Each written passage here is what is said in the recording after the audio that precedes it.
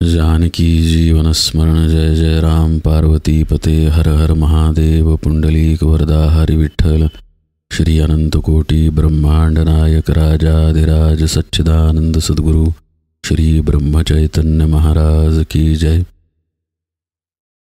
श्री महाराजांच्या सेवेमध्ये आपण संत श्री नामदेव महाराजांचा हरिपाठ पाहतोय। कालपर्यंत आपले 17 अभंग पाहून झाले। आज आपण या हरिपाठातील 18वा अभंग पाहूया। हा अभंग तसा छोटा आहे, 3च चरणांचा आहे। कृष्ण कथा सांग जेणे तुटे पांग, न लगे तुझो उद्योग करणे काही। समर्थ सोयरा राम हा निधान, जनी जनार्दन एक ध्यायी। नामा म्हणे उच्चार राम कृष्ण सार, तुटेल येर झार भवाब्धीची। 3च चरणांचा असला तरी अत्यंत महत्त्वाचा असा हा अभंग आहे। या अभंगामध्ये पहिल्या चरणात कृष्णाचा उल्लेख नामदेव महाराज करतात आणि दुसऱ्या चरणात रामाचा उल्लेख करतात। आपण सर्व प्रकारे या अभंगाचा अर्थ बघण्याचा प्रयत्न करूया। भगवान विष्णूचे दशावतार आहेत हे सगळ्यांना माहीत आहे, पण त्यातल्या त्यात राम आणि कृष्ण या अवतारांची जास्त पूजा केली जाते। काहीतरी कारण असलं पाहिजे की जेणेकरून या 2 देवतांना सगळ्यात जास्त पूजलं जातं भारतामध्ये। एकतर हे दोन्हीही मनुष्य अवतार होते, अर्थात परशुराम सुद्धा मनुष्यावतारच आहे। पण या 2 अवतारांचं वैशिष्ट्य असं की या दोन्हीही अवतारांमध्ये भगवंताने प्रपंच केला, संसार केला, व्यवहार केला, राज्यकारण केलं। आईवडिलांची सेवा, प्रजाजनाची सेवा, आप्तेष्टांमध्ये रमणे, मित्रपरिवारामध्ये रमणे, नातेवाईकांसंबंधीची कर्तव्य करणे, असे अनेक पैलू या 2 अवतारांना आहेत। श्रीकृष्णाच्या अवतारासंबंधी नामदेव महाराज असं म्हणतायत की कृष्ण कथा सांग जेणे तुटे पांग, न लगे तुझो उद्योग करणे काही। म्हणजे कृष्ण कथा ऐका किंवा सांगा आणि बाकी कुठलाही उद्योग करण्याची गरज नाही असा याचा अर्थ नाही। नाहीतर कुणीतरी निरुद्योगी व्हायचं आणि कृष्णकथा सांगत फिरायचं। यात नामदेव महाराजांना काय सांगायचं आहे ते पाहूया। कृष्ण कथा बघताना भगवान श्रीकृष्ण कशा पद्धतीनं राहिले हे बघणं आवश्यक आहे। त्यांनी बाललीला केल्या, त्यांनी तरुणपणामध्ये युद्ध केलं, त्यांनी राजकारण केलं, पांडवांची मदत केली, अनेक गोष्टी केल्या। पण या सगळ्या करत असताना ते कशामध्येही लिप्त झाले नाहीत। गोकुळातून जेव्हा ते निघून गेले त्यानंतर त्यांनी गोकुळाकडे ढुंकून पाहिलं नाही, पण गोपींवर प्रेम करणं त्यांनी सोडलं नाही। आपली कर्तव्य ते करीत राहिले आणि गोपींवर प्रेमही करीत राहिले। धर्माच्या उत्थापनासाठी भगवंताचा अवतार होतो हे निश्चित आहे, पण ते धर्माचं उत्थापन करताना किंवा धर्माची पुनःस्थापना करताना भगवंत कशा रीतीनं वर्तन करतात हे पाहणं सुद्धा खूप महत्त्वाचं आहे। भगवान गोपाळकृष्ण कशामध्येही अडकले नाहीत। तुकाराम महाराज याचं वर्णन करताना म्हणतात, तुका म्हणे नटधारी, भोग भोगुनी ब्रह्मचारी। सगळ्या भोगांमध्ये भगवान श्रीकृष्ण राहिले, पण सगळ्या भोगांपासून अलिप्त राहिले। फक्त भक्तीने वश होणारे असे भगवान श्रीकृष्ण होते। आपण या चरित्रामधून काहीतरी घेतलं पाहिजे। आपण प्रत्येक क्षणी, प्रत्येक दिवशी, प्रत्येक भोगामध्ये लिप्त होतो आणि लिप्त होताना पुन्हा पुन्हा आसक्त होत जातो। हा विषय आपण निरूपणांमध्ये अनेकदा पाहिलेला आहे की भोग भोगणे गैर नाही। आता देह आहे तर देहाच्या माध्यमानं भोग हे येणारच। जसं की देह धारण केलेला आहे तर भूक लागणार, आपण अन्न खाणार। अन्न खाऊच नये असा इथे अर्थ नाही, पण अन्नाच्या ठिकाणी आसक्त होऊ नये हे महत्त्वाचं आहे। भगवान गोपाळकृष्ण गुरुसेवेसाठी सांदीपनी ऋषींच्या आश्रमात राहिले। आता खरं म्हणजे ते राजघराण्यातील होते, पण तिथे राहताना ते सर्वसामान्य शिष्यांप्रमाणे राहिले। त्यांना तिथे विशेष अशी वेगळी सोय नव्हती. आता शिक्षण पूर्ण करून ते राजदरबारात आले तरी राजवैभवामध्ये नांदत असतानाही त्यांना त्यांच्या आत्मस्वरूपाचे भान होते. आपण भगवत स्वरूप आहोत या गोष्टीचे भान होते आणि ते भान त्यांनी कधी ढळू दिले नाही. जे प्रेम त्यांनी आपल्या राण्यांवर केले तेच प्रेम त्यांनी प्रजेवर केले आणि तेच प्रेम त्यांनी सुदामासारख्या आपल्या मित्रावरही केले, जो अक्षरशः दरिद्री होता. भगवान श्रीकृष्णांच्या आचरणामध्ये किंवा वागण्या बोलण्यामध्ये कुठे भेद दिसत नाही. पण याचा अर्थ असा नाही की सगळ्यांशी प्रेमानेच वागले. ज्या ठिकाणी दुर्योधनासारखे पुरुष समोर आले त्यावेळी दुर्योधनाला समजेल अशा भाषेतच श्रीकृष्ण त्यांच्याशी बोलले. हे प्रत्येक गुण घेण्यासारखे आहेत. त्यांचं राजकारणही पहा. वेगवेगळी राष्ट्र एकत्र करून सुखासमाधानाचं राज्य व्हावं असा त्यांनी प्रयत्न केला. त्या काळामध्ये पांडव असे एकमेव होते ज्यांच्यामध्ये धर्माचं राज्य आणण्याची क्षमता होती. ते पांडवांच्या पाठीशी राहिले. भगवंताच्या प्रत्येक कृतीमध्ये काही ना काही अर्थ आहे हे उघड आहे. पण मनुष्य देहामध्ये राहून त्यांनी ते कर्तव्य, ते कार्य केलेलं आहे हे पाहणं पण गरजेचं आहे. कारण आपण सर्व मनुष्य देहामध्ये आहोत. तेव्हा आदर्श म्हणून आपण भगवंताच्या या अवतारांचा वापर करू शकतो किंवा त्यांच्याकडे त्या दृष्टीनं पाहू शकतो. ही सर्व बाब आपण आपल्या जीवनात उतरवली पाहिजे, तर आपल्या साधनेला तेज येईल, आपल्या साधनेला काही अर्थ प्राप्त होईल. अन्यथा असे लोक असतात पहा की सद्गुरूंकडे जातात, पुष्कळ सेवा वगैरे करतात, पण त्यांच्या वागण्या बोलण्यामध्ये काहीही फरक नसतो. जोपर्यंत हातामध्ये माळ आहे किंवा आपलं वास्तव्य गोंदवल्यात आहे तोपर्यंत ते सौजन्यानं वागतात. पण घरी गेल्यानंतर पुन्हा चिडचिड, रागराग, हेवे दावे, मद मत्सर इत्यादी दुर्गुण येऊन चिकटतातच. असे वागणे संतांना अपेक्षित नाही. परमार्थ साधना करताना आपले आचरण कसे असावे याचा वस्तुपाठ घालून देण्यासाठीच संतांचा अवतार झालेला आहे आणि भगवंताचा अवतारही झालेला आहे. तुकाराम महाराज म्हणतात, आम्ही वैकुंठीचे वासी आलो याची कारणासी, बोलिले जे ऋषी साच भावे वर्ताया. परमार्थाच्या दृष्टीने जे योग्य वर्तन आहे ते कसं असावं हे वागून दाखवण्यासाठी आम्ही आलो आहोत, असं तुकाराम महाराज म्हणतायत. गोंदवलेकर महाराजांच्या चरित्रामध्ये एक प्रसंग आहे. गोंदवलेकर महाराज आणि ब्रह्मानंद महाराज दोघेही गोंदवल्यामध्ये होते. प्रसादासाठी खिचडीचा नैवेद्य ब्रह्मानंद महाराजांनी बनवला. आता तो नैवेद्य रामाला दाखवायचा आणि सगळ्यांनी भोजनाला बसायचं अशी रीत. श्री महाराजांची तब्येत थोडी बरी नव्हती. ते शेजघरामध्ये निजून होते. ब्रह्मानंद महाराजांनी खिचडीचा नैवेद्य महाराजांकडे पाठवला आणि निरोप दिला की महाराजांनी खिचडी खाऊन घ्यावी. महाराज त्या माणसाला म्हणाले, ब्रह्मानंदांना सांग की माझी अजून आंघोळ झालेली नाही, रामाला नैवेद्य झालेला नाही, मी खिचडी कशी खाऊ. तो माणूस ब्रह्मानंद महाराजांकडे परत आला. त्याने श्री महाराजांचा निरोप ब्रह्मानंदांना सांगितला. ब्रह्मानंद म्हणाले, श्री महाराजांना कसलेही नियम लागू नाहीत, त्यांनी खिचडी खायला काहीही हरकत नाही. आता हा निरोप घेऊन पुन्हा तो माणूस श्री महाराजांच्याकडे गेला. महाराज त्या माणसाला काय म्हणाले हे आता आणखी महत्त्वाचं आहे. महाराज म्हणाले, ब्रह्मानंद जे म्हणत आहेत ते बरोबर आहे की मला कसले नियम लागू नाहीत, पण मीच जर नियम पाळले नाहीत तर तुम्ही काय करणार. ते काही नाही, मी आंघोळ करतो, सोहळ्याने श्रीरामाला नैवेद्य दाखवतो आणि मग आपण सगळे प्रसादाला बसू. घटना अत्यंत छोटी आहे, पण त्यामध्ये खूप मोठा अर्थ दडलेला आहे. कशा पद्धतीचं वर्तन हवं हे दाखवण्यासाठी संतांचा अवतार आहे. भगवंतांचा अवतारही याचसाठी आहे. धर्माची स्थापना ते करतात, पण वेगळे राहून ती स्थापना करत नाहीत.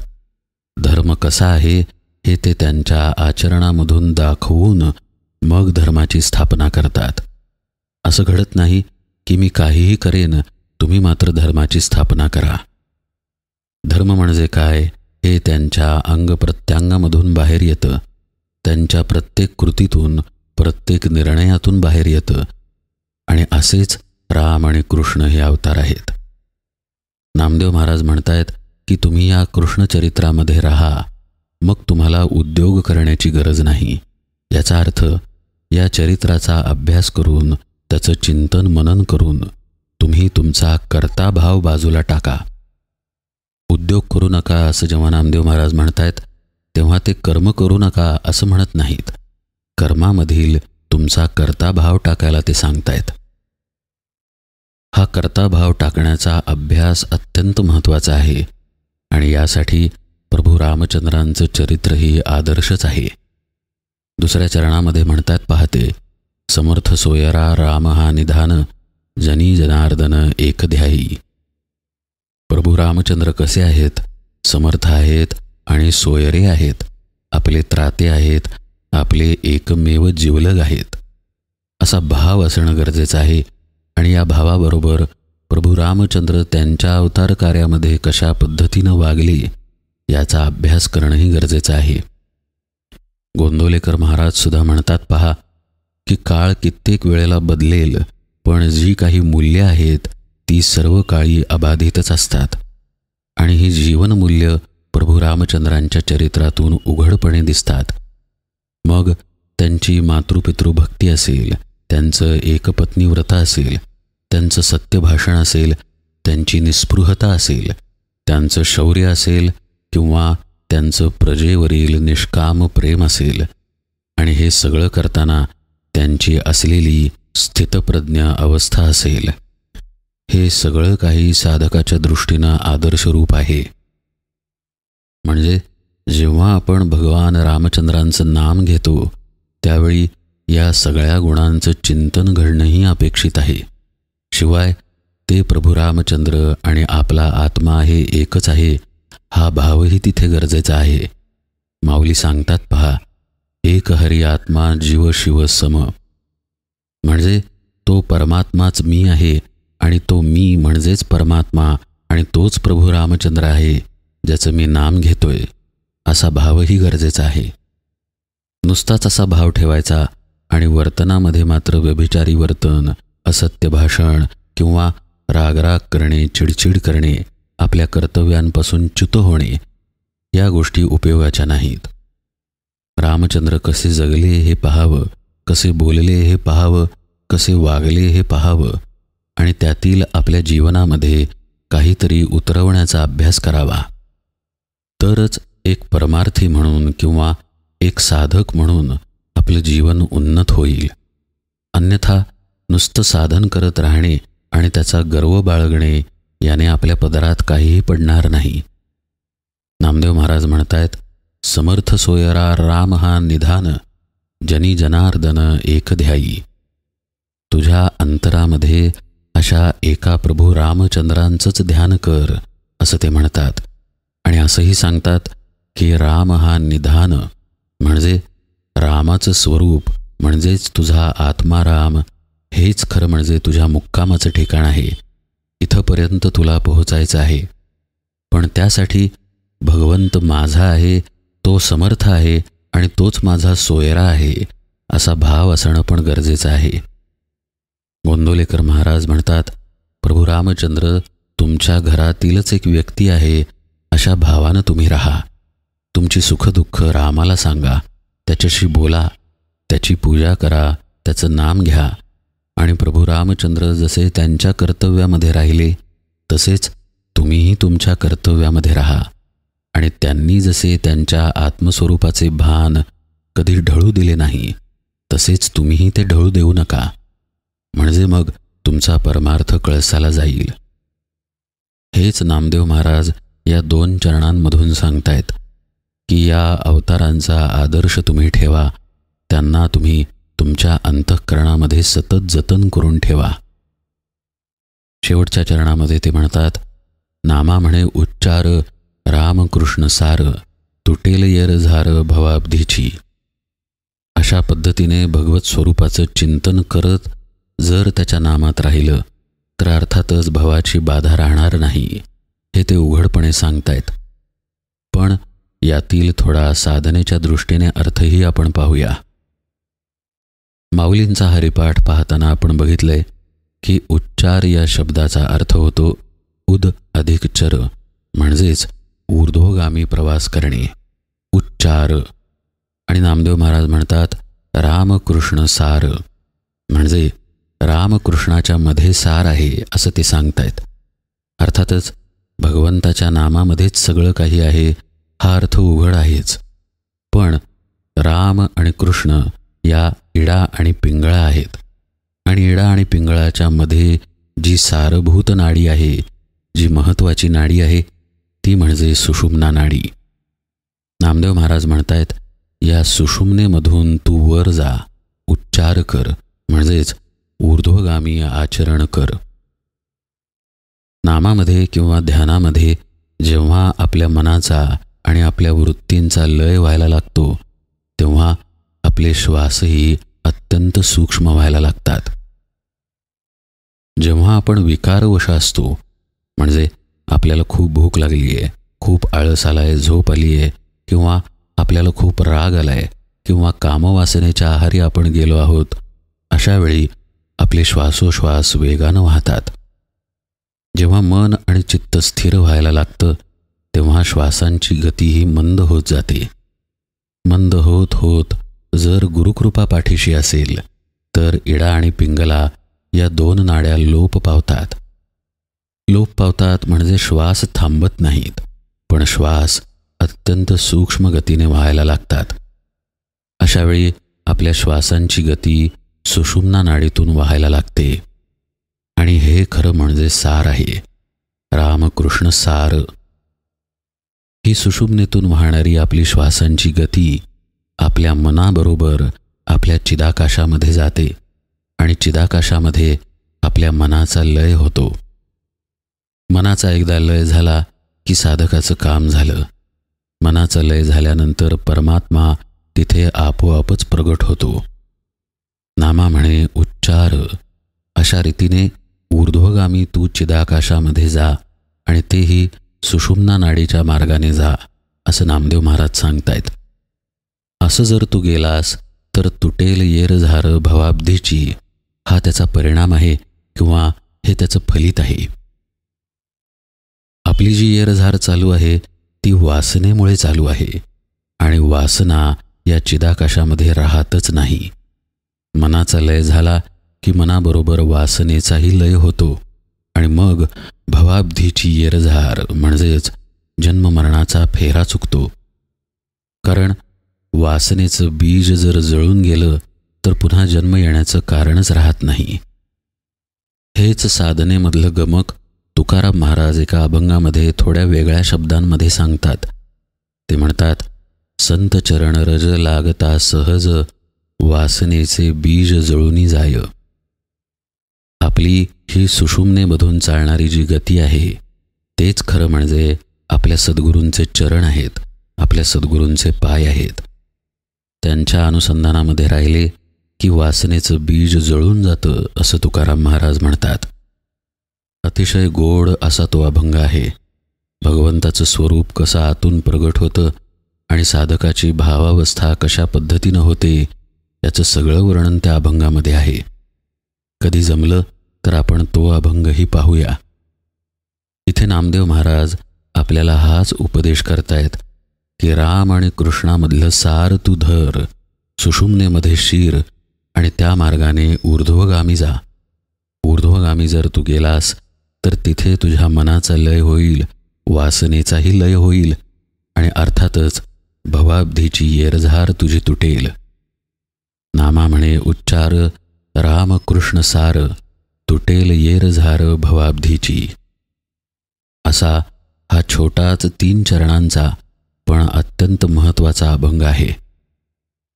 नामदेव महाराजांच्या हरिपाठातील या 18व्या अभंगाच्या निरूपणाला आज इथेच विराम देतो. पुढील अभंगही आपण यथावकाश पाहूया. जानकी जीवन स्मरण जय जय राम.